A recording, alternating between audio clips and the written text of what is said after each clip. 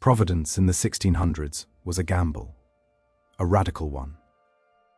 While other colonial settlements were building rigid hierarchies and enforcing religious conformity, this small Rhode Island town was doing something entirely different.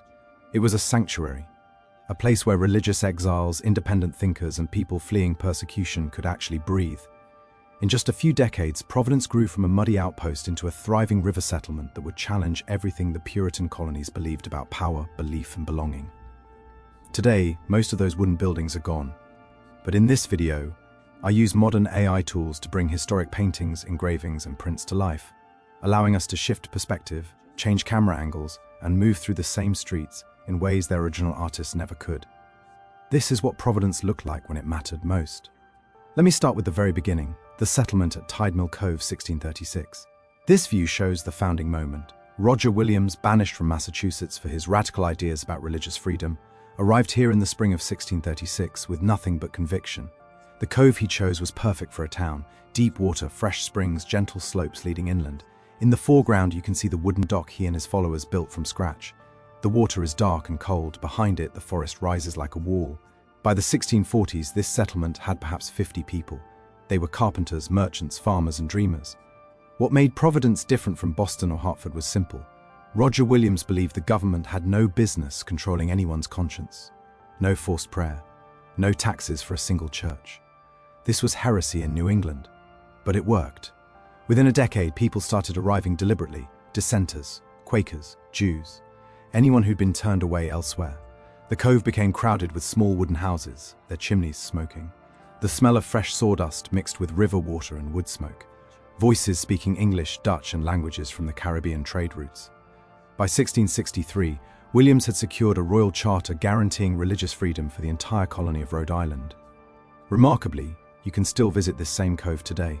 The water looks almost unchanged. The forest is gone, but the shape of the land remains. Roger Williams's first meeting house, 1638. This view shows the simple wooden structure that housed the community's gatherings. No steeple, no ornament, just a rectangular building with a steep roof and small windows to keep out the winter cold. Unlike the grand meeting houses of Puritan Massachusetts, Williams's building made no statement about hierarchy or earthly power. It was intentionally plain. The interior was long benches, bare walls, and a pulpit set modestly to one side. By the 1650s, this building had become famous throughout the colonies, but not in a good way. Puritan leaders saw it as dangerous, a place where dangerous ideas festered. Contemporary accounts describe Williams preaching against the corruption of magistrates who used religious law to crush dissent. He argued that true faith could not be coerced. This was revolutionary thinking. The tensions were real. Puritan missionaries from Connecticut sometimes arrived to challenge him publicly. The meetings would grow heated. Neighbors who had fled Massachusetts sat uncomfortably, remembering the persecution they'd endured. But Williams never backed down. He believed that the strength of his community came from voluntary conviction, not legal force. The building itself burned in 1679 during one of the town's periodic fires, a common danger in wooden colonial towns. It was rebuilt, but the original structure is long gone. Today, the site is marked by a simple stone monument in downtown Providence, a quiet reminder of where religious freedom first took root in America, the Mill Stream and Water Mills 1640s. This view shows the Creek Tea. Hat gave Providence its beating heart. The Moshassuck River wound through the settlement, and by the 1640s, 3 watermills sat along its banks. These were not simple structures. Each one represented a significant investment of capital and labor. The first mill was a sawmill, essential for turning timber into planks and boards. The second ground grain into flour. The third processed cloth. In the foreground, you can see the mill wheels turning, the water white with spray. The mill houses are sturdy wooden buildings with large openings where the wheels protrude. The sound would have been constant and deafening. Thump, thump, thump. The ground trembles. The air smells of wet wood, crushed grain, and the iron of the machinery. Workers, some enslaved, many indentured servants, move constantly between the mills and the riverside, carrying loads, adjusting gates, replacing worn blades. This was dangerous work. People drowned, hands were crushed. The mill owners grew wealthy. By the 1670s, mill owners were among Providence's most powerful citizens. They controlled the pace of the town's commerce. A poor harvest meant the mills sat idle and the town suffered. A successful season meant money flowed in. The mills were also the gathering place for gossip and news. Workers discussed politics, trading routes, rumors from Boston. The mills were eventually relocated and rebuilt multiple times as the town grew and the river changed. Today, the Moshassuck still flows through Providence, but the mills are gone. Yet the path of the river remains, and you can still trace where the colonial mills once turned, the harbour and trading wharves 1650s, 1680s. This view shows the transformation that made Providence wealthy. By the middle of the century, the town had connected itself to the Atlantic trade network. Ships arrived regularly from the Caribbean, carrying sugar, molasses, and rum. They left loaded with timber, flour, and provisions. The wharves were a chaos of activity. In the foreground, you see wooden docks jutting into the water, their pilings dark with age and covered in seaweed. Ships sit at anchor. Small merchant vessels with 2 or 3 masts, their hulls patched and weathered. In the midground, teams of workers load and unload cargo. Barrels roll across the wooden planks. Ropes creak under strain. Merchants in wool coats stand arguing over prices and quantities. The smell is overwhelming. Salt, tar, sweat, and the sweet rot of molasses spills. Enslaved people did much of the heavy labor here. By the 1680s, Providence's merchants were becoming involved in the transatlantic slave trade. This is the dark side of the town's prosperity. The same religious freedom that attracted dissenters also created a space where merchants operated with relatively little moral or legal constraint. The wharves were also dangerous. Fire was an ever-present threat. In 1676, during King Philip's War, the town briefly panicked that native forces might attack the harbour. The wharves were fortified hastily, though the attack never came. By the early 1700s, the harbour would become one of the busiest in New England. Today, Providence's waterfront is completely transformed. Modern buildings and a clean harbour walk have replaced the colonial wharves. But the Woonasquatucket River still flows into the same spot, and shipping continues in a very different form, Market Street at midday 1660s. This view shows the heart of the town when trade was in full swing. Market Street ran perpendicular to the harbour, connecting the wharves to the inland settlement. By the 1660s, this street was lined with wooden shops, taverns, and storage buildings. The street itself was unpaved, mud in spring and fall, dust in summer, frozen ruts in winter. In the foreground, you see merchants' stalls with cloth, tools, and imported goods displayed on wooden tables. Behind them, the shop fronts are simple timber frames with large openings, no glass windows.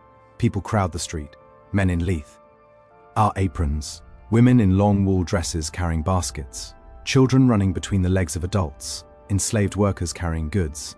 A horse-drawn cart inches through the crowd, the driver shouting to clear a path.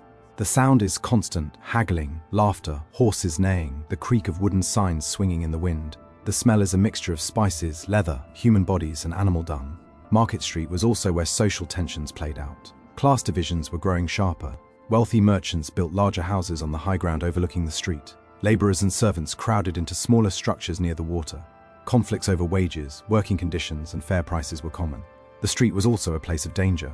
Pickpockets worked the crowds. Drunken sailors picked fights. In 1665, Rhode Island passed one of the first laws protecting workers from wage theft, a sign that labor disputes were serious and frequent. The street was devastated by fire in 1679, one of the great fires that swept through wooden colonial towns. Many buildings burned to the ground. The street was rebuilt, but never quite the same. Today, Market Street still exists, though it's renamed North Main Street. The colonial buildings are gone, replaced by structures from the 18th and 19th centuries. But if you stand in the right spot, you can sense the original shape of the settlement, the Tavern Quarter 1670s. This view shows the rougher edge of Providence. By the 1670s, several taverns had clustered near the harbour, catering to sailors, merchants, and workers. These were not genteel establishments, they were loud, dangerous, and absolutely vital to the town's social and commercial life. The buildings are wooden, their windows small and dark. Inside, the air is thick with pipe smoke and the smell of spilled beer and sweat. Men sit on wooden benches drinking from pewter mugs. Some are playing cards or dice. Voices are raised in argument and laughter. A fiddler plays in the corner, badly. The tavern served multiple functions. They were where sailors found work, where merchants made informal deals over drinks, where news was shared, where fights broke out. Tavern keepers were often among the most politically connected people in town. They knew everyone's secrets and business. Rhode Island passed strict laws regulating taverns, but the laws were rarely enforced. Tavern keepers paid small fines occasionally and continued operating. The taverns were also where enslaved people sometimes fled to find temporary shelter or forged documents. They were places where the rules that governed the day seemed to dissolve at night. One tavern keeper, John Green, became famous for providing shelter to religious refugees, and for his fierce protection of tavern-goers' right to privacy. His tavern was known as a place where you could speak freely without fear of being reported to authorities. This was part of Providence's culture. The taverns were also sources of disease. Dysentery and other illnesses spread quickly in these crowded, poorly ventilated spaces. The tavern quarter was largely destroyed in the 1679 fire and was rebuilt in a somewhat more orderly fashion. Today, the tavern quarter is gone, replaced by modern commercial buildings and a waterfront park. But the location remains a gathering place, now for tourists and residents rather than sailors and merchants. 7. The burying ground and mortality, 1650s-1680s. This view shows the town cemetery positioned on a gentle slope overlooking the settlement. By the 1650s, it was already crowded with graves. Many of the headstones are simple wooden markers, worn smooth by weather. Some are slate, carved with skulls and hourglasses, reminders of death's inevitability. The ground is muddy and uneven, the grass thin and patchy. In the background, a forest rises. The scene is quiet and still, but the burying ground tells a story of constant mortality. Infant death was common. Of every 10 children born, perhaps 3 would die before age 5. Dysentery, pneumonia, and fevers killed them quickly.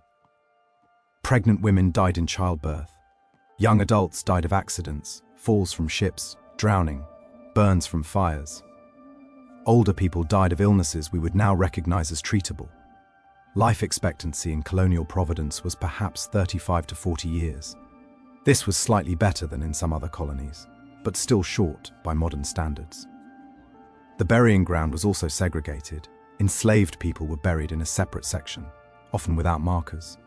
This spatial segregation reflected the profound inequality of the settlement. Religious minorities also sometimes faced discrimination in burial practices, though Williams's principles theoretically prevented formal exclusion. The cemetery filled up remarkably fast. By the 1680s, a new burying ground had to be established on the other side of town. The original cemetery was eventually built over, a common practice. Today, some of the original graves have been rediscovered during construction projects, and artifacts from them are preserved in local museums. The emotional weight of the burying ground cannot be overstated. Every family had lost people there. The cemetery was a constant reminder of mortality and the fragility of life. It was also a place of community, where people gathered to mark the deaths of neighbors and relatives, to pray, and to contemplate their own mortality. 8. Roger Williams' House and the Intellectual Heart, 1660s-1670s. This view shows the larger wooden house where Roger Williams lived in his later years. By the 1660s, he was no longer a young exile, but an elder statesman of the settlement. His house sat on elevated ground, overlooking the town he had founded. It was a 2-story structure with a large chimney and multiple rooms, a sign of his relative prosperity and status. The interior contained something remarkable for a colonial settlement, a library. Williams had accumulated books throughout his life: theological treatises, Greek and Latin texts, works on politics and philosophy. He also maintained correspondence with leading thinkers throughout the Atlantic world. His house was a gathering place for intellectual discussion. Younger men came to debate theology and politics. Merchants sought his advice on commercial matters and legal disputes. Native Americans visited to negotiate trade and discuss territorial issues. Williams learned native languages and treated indigenous people with a respect that was virtually unique among colonial leaders. He believed they had legitimate ownership of their lands, and that colonists should purchase land from them, not simply seize it. This principle shaped Providence's relations with neighboring Narragansett and Wampanoag peoples in ways that, while still colonial, were less violent than in other settlements. The house was also where Williams worked on his written defenses of religious freedom. In 1644, he published The Bloody Tenet of Persecution, arguing that false religion produces violence and hypocrisy. The book was considered dangerously radical. Massachusetts authorities burned copies. But the book survived and eventually influenced political thinkers far beyond Rhode Island. Williams died in 1683, and his house eventually fell into disrepair and was demolished. Today, the site is marked by a stone monument in Providence's downtown. But his intellectual legacy remained embedded in the town's culture, the belief that diversity strengthens rather than weakens a community. The town during King Philip's War, 1675 to 1676. This view shows Providence in crisis. In 1675, King Philip's War erupted, a desperate conflict between New England colonists and Native American forces led by Metacom, called King Philip by the English. Providence, located near Narragansett territory, was vulnerable. The town was fortified hastily. Wooden palisades were erected around the most valuable structures. Weapons were distributed. Families gathered in fortified houses when danger seemed imminent. Contemporary accounts describe terrified colonists, rumors of attacks, and genuine uncertainty about whether the settlement would survive. In this view, you can see the palisades in the midground, their sharp points reaching toward the sky. Guards walk the perimeter. In the background, smoke rises from distant fires, either from burning native villages or from burned colonial farms, depending on the day. The town is tense and crowded. Refugees from surrounding areas have fled into Providence for safety. Food is rationed. Sickness spreads through the crowded conditions. Williams, now elderly, tried to use his relationships with native leaders to protect Providence and prevent wider violence. He had genuine relationships with Narragansett leaders and advocated for negotiated solutions. His efforts had limited success. The war devastated the region. Hundreds died. Many Native Americans were killed or enslaved. Providence itself was not destroyed, but the war's violence rippled through the settlement for years. The aftermath was also morally complicated. Some of Providence's merchants participated in the slave trade that followed the war, purchasing enslaved Native Americans and selling them to the Caribbean. This was William's blind spot. He could advocate for native land rights while remaining silent about the enslavement of native people. The fortifications were eventually dismantled. The war ended in 1676 with the death of King Philip and the decisive defeat of the native coalition. Providence survived, but the experience had exposed the fragility of colonial settlement and the violence underlying it. The Great Fire of 1679 and rebuilding. This view shows destruction and renewal. In 1679, a massive fire swept through Providence, destroying much of the wooden settlement. Fires were common in colonial towns, but this one was particularly severe. In this scene, you see flames consuming wooden buildings. Smoke fills the sky, black and choking. People flee with whatever possessions they can carry. The fire moves rapidly from building to building, fueled by the dry wooden construction and the narrow streets that prevented effective firefighting. The sound is terrifying, the roar of flames, the crash of collapsing buildings, the shouts of people trying to organize bucket brigades to fight the fire. The smell is overwhelming, burning wood, burning thatch, burning leather, the acrid smoke that chokes the lungs. By the time the fire burned itself out, entire blocks had been destroyed. The market buildings were gone, several taverns were destroyed, the shipyards were damaged. The loss was catastrophic for the town's economy, but Providence rebuilt. The rebuilding was an opportunity to reorganize the town more rationally. Streets were made slightly wider to allow better firefighting. Building codes were established requiring more fire-resistant materials. The town's layout was planned more deliberately. Interestingly, the fire also accelerated the town's social stratification. Wealthier merchants rebuilt quickly and substantially, building brick houses that were safer and more impressive than their wooden predecessors. Poorer residents took longer to rebuild and often ended up in the less desirable areas of the expanding town. The Great Fire of 1679 marks the end of early Providence. After the rebuilding, it was a different place, larger, more organized, more clearly hierarchical. The frontier spirit of the earlier settlement was replaced by something more conventional. Today, you can sometimes see fragments of the colonial town preserved in the basements of older buildings downtown, sitting above ground as the streets were raised and rebuilt over them. The waterfront at dusk, 1680s. This final view shows Providence at the end of our story. By the 1680s, the town had entered a new phase. It was no longer a radical experiment, but an established colonial town. The waterfront. NT is busy with ship traffic. The mills are running. The taverns are full. The streets are lined with solid buildings, many now built of brick instead of wood. Merchants are prosperous. The labor system has become increasingly enslaved-based.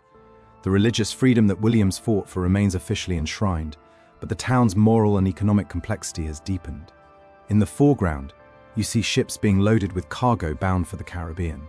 In the midground, the town spreads inland, a mix of substantial buildings and smaller structures.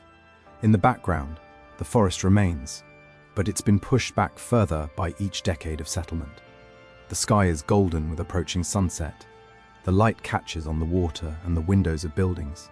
It's beautiful, it's prosperous, but it's also a place of contradictions, freedom and slavery, idealism and pragmatism, diversity and inequality. This is the complexity of colonial Providence. When you look at old paintings and engravings of colonial towns, you see surface beauty, the ships, the bustling commerce, the solid buildings. But the reality was messier and darker. Providence was a genuinely progressive place in some ways. It offered religious freedom in an age of religious coercion. It welcomed people who would have been persecuted elsewhere. But it was also built partly on slave labor and complicit in the displacement of native peoples. Both truths are essential to understanding what Providence really was. Standing here at dusk, watching the colonial town at its peak, we can almost feel the presence of the people who lived here, their ambitions and their compromises, their ideals and their failures. The physical structures are gone, but the impact they created ripples into our world. Today, Providence remains a center of intellectual and religious diversity. The original meeting house is gone, but Roger Williams' legacy of religious freedom shapes American democracy itself. If there's another colonial city, another moment in early American history you'd like to see brought back to life through AI reconstruction, let me know in the comments. Again, thank you so much for watching.